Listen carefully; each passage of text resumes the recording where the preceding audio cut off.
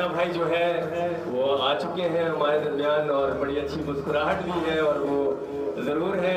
वो मैं ना भी कहूँ तो उन्होंने कह देना था कि मैं आगे कुछ कहूँगा, क्योंकि उनके दिल में हमेशा बात होती है। तो ज़ोरदार तालियां बजाइएगा राना साहब के लिए, वो आएंगे और अपने ख्यालात का इजहार करेंगे। अस्सलाम वालेकुम तमाम साफ़ी हज़रात, मस्जिद में मेहमान जो भी इत्तेफाक से तशरीफ़ लाए हैं, और मैं शुक्रिया अदा करूँगा मोहतरम जनाब इज़्ज़त माब असद सईद खान साहब का और मोहतरमा असद परवीन असद साहिबा का। मैं आप तमाम सब से, आज तो पाकिस्तान यौम पाकिस्तान है, पाकिस्तान तो बहुत बड़ा है, उसको हम तो दुरुस्त नहीं कर सकते, लेकिन इदारा चूँकि छोटा सा है, अगर समझे तो यही पाकिस्तान है हमारे लिए। तो मैं अब तमाम साथी जो भाई मेरे यहाँ बैठे हैं, मैं उन सब से गुजारिश करूँगा कि हम इस इदारे को मजबूत कर लें। समझो हमने पाकिस्तान को मजबूत कर लिया, ठीक है। और दूसरी बात, मैं अकीदत के बुनियाद पे भी कह सकता हूँ और अपने तजर्बे की सहाफ़त की बुनियाद पे भी एक बात कह सकता हूँ कि असद साहब कोहरे नायाब हैं। ये अल्लाह का तोहफ़ा है, इसको, इस शख्स को ज़ाया मत करो। नहीं मिलते लोग, पैसा, चीज़ें, जवाहरात, ये तो ख़त्म हो जाते हैं, चले जाते हैं। शख्सियात जो होती हैं वो बहुत मुश्किल से आती हैं। ये एक शख्सियत है, अल्लाह ताला ने ये तोहफ़ा दिया है हमें, कोहरे नायाब है ये। खुदा के लिए इनके इमोशंस की हम सब कदर करें, इनकी मेहनत की कदर करें। ये जितना एफर्ट करते हैं, मैं जानता हूँ, 4 साल से इनके साथ जुड़ा हुआ हूँ। वैसे बहुत मीडिया से ताल्लुक़ रहा है। अभी गफ़ार शाह साहब यहाँ बैठे, सीनियर हैं हमारे, मैं उनको पहले से जानता हूँ, काम करते आए हैं। तो बस ये गुजारिश है कि हम पहले इस अपने छोटे से सिस्टम को हम बहुत अच्छा कर लेंगे, हम पाकिस्तान को अच्छा कर लेंगे। मैं भी सहाफ़ी हूँ, धक्के खा रहा हूँ 20 साल से, लेकिन आप जैसे काबिल सहाफ़ी हूँ में शुमार मैं नहीं अपने आप को करता। आप सबके लिए एक शेर है, वो मैं चाहूँगा कि आपकी नज़र करूँ। वो ये था कि मोती नहीं हूँ, रेत का ज़र्रा तो मैं भी हूँ, मोती नहीं हूँ, रेत का ज़र्रा तो मैं भी हूँ, समंदर तेरे वजूद का हिस्सा तो मैं भी हूँ। बहुत शुक्रिया राना भाई, यहाँ मौजूद है। बेशक आप लोग भी नहीं जानते, लेकिन उनकी मोहब्बत है कि वो हमारे इस कारवां का हिस्सा बने हैं। गुलाम तकी साहब से गुजारिश करूँगा कि वो आएँ सामने, ज़ोरदार तालियां बजाइएगा और अपने ख्यालात का इजहार करेंगे। सबसे पहले तो सब दोस्तों को, चेयरमैन साहब को और चेयरपर्सन साहिबा को मेरी तरफ से सलाम, और रमज़ानुल मुबारक की आमद की मुबारक। और 23 मार्च इसके हवाले से मैं सब दोस्तों को मुबारकबाद देना चाहता हूँ कि ये इवेंट यहाँ पे मनाया जा रहा है। सब मुकर्रीन ने तकरीबन एक ही बात कही, यहाँ पे बेरोज़गारी है, मुफलिसी है और यहाँ पे डकैतियाँ हो रही हैं। हमारा काम भी यही है कि हम उस बात को उजागर करें, निकालें कि ये क्यों हो रहा है, हो क्यों रहा है। एक तबका है जो हमारे असल से ज़मींदार तबका, जो काबिज़ है, अब भी काबिज़ है, और उन्हीं के ही हाथ में है इस्टेब्लिशमेंट या जो भी कह लें, अदालतें, सब कुछ उन्हीं के हाथ में है। अगर वो किसी मुजरिम को साथ ना दें तो ये नहीं हो सकता। हमारा मुल्क इन गुनाहों से, इन जुर्मों से पाक हो सकता है। हमारे बाद जो कंट्रीज़ आज़ाद हुई हैं, आप उनको देख लें, चाइना को देख लें, सिंगापुर को देख लें, बहुत सारे ऐसे मुल्क हैं जो हमारे बाद आज़ाद हुए हैं, वो आगे क्यों चले गए, वजह क्या है?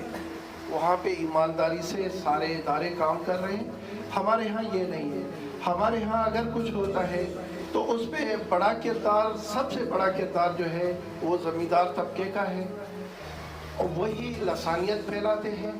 सबसे पहले लसानियत ख़त्म होनी चाहिए, और उसके बाद मजहबी स्कॉलर, उनका किरदार है। अगर वो अपनी जो है नशिस्त पर आराम से बैठ जाएं और जो उनका काम है वो करें, तो इंशाअल्लाह ताला हमारा मुल्क ठीक तरह से तरक्की भी करेगा और कानून का राज भी होगा। शुक्रिया। बहुत शुक्रिया। जोरदार तालियां बजाइएगा हमारी बहन नाहिद के लिए।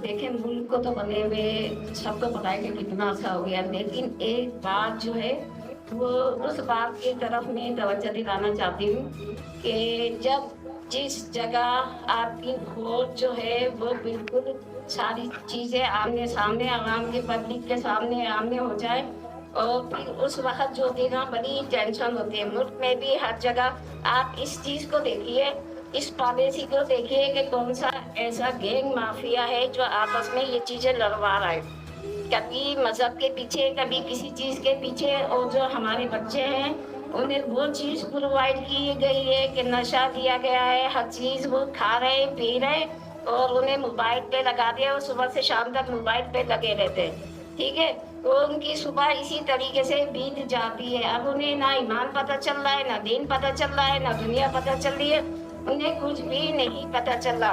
हुक्मरानों ने ऐसा काम किया है कि आवाम जो आपस में लड़ती फिरती रहे, और उसे रोटी कपड़ा मकान के अंदर ही, ऊपर से जिस लोगों ने खाना था खा लिया, और अपने तो में बैग बैलेंस तैयार करने थे वो कर लिए।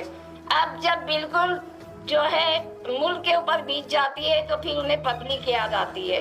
हालांकि ये चीज़ें जो बहुत पहले जो थी ना वो ठीक कर लेनी चाहिए थी।